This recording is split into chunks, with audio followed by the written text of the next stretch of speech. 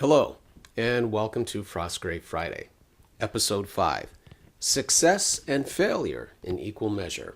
Jumping right into it, I always like to start things off on a bright note, so we'll go with the success side of things.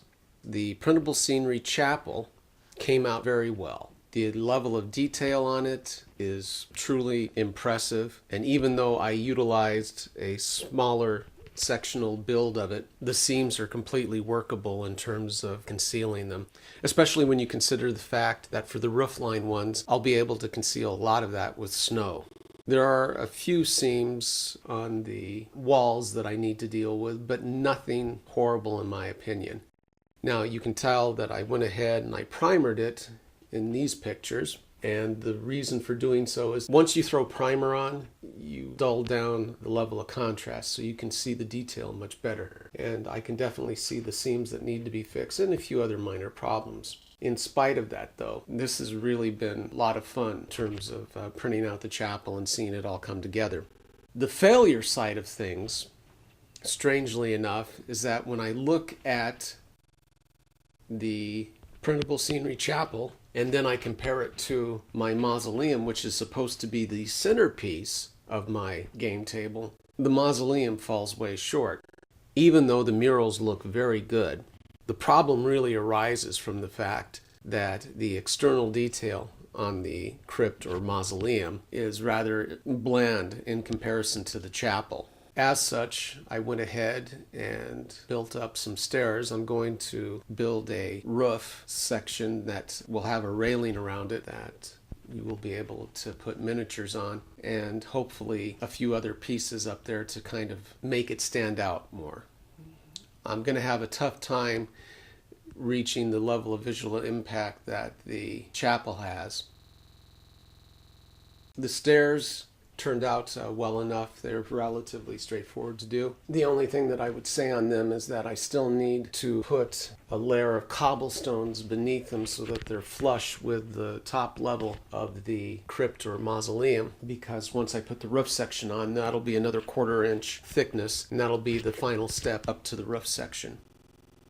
And in the third picture, you can see that I've set up the stairs how I intended them to be utilized on opposite sides. Therefore, each player will always have access to get miniatures up to the top of the roof. Looking at the scenery that I've accumulated to date, I feel like the cemetery is well on its way. There's plenty of items to break up sight lines, plenty more items to add visual interest to the table. I found some additional pieces of scenery that had been packed away for a while. I started painting on them a long time ago, and then I got interrupted and ended up boxing them.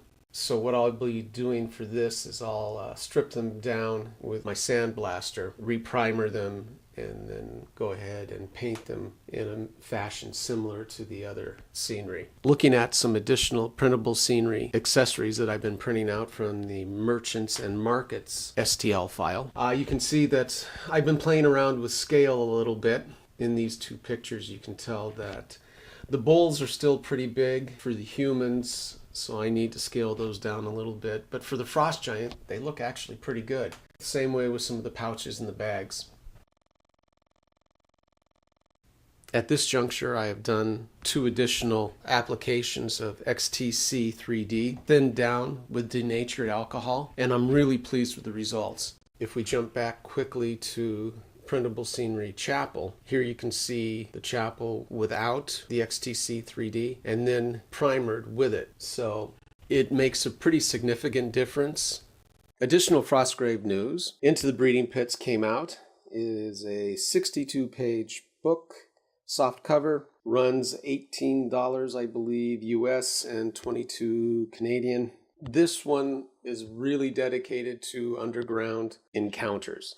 Everything from table setup, lighting, random encounters, traps, secret passages. Because the Beastcrafters Guild was located primarily in the underground portions of Felstad, or now Frostgrave, it covers the Beastcrafters as a new magic user or wizard type. It has a bunch of new spells for them, 2 new soldiers, the trap expert and the tunnel fighter, 5 new scenarios, additional treasures, and a rather significant number of additional beasts that you can go up against. It's a really good supplement. If you don't have it, look for it because it's definitely worth your time. The other piece of news is that the Frostgrave Knolls came out. It's a plastic set that will allow you to make up to 20 knolls. And here you can see the sprues front and back. I haven't had the opportunity to put any together, but as soon as I do, I will be certain to include them in the next update. Well, that pretty much covers it. And remember, it's not the one with your name on it. It's the one addressed to whom it may concern you've got to think about.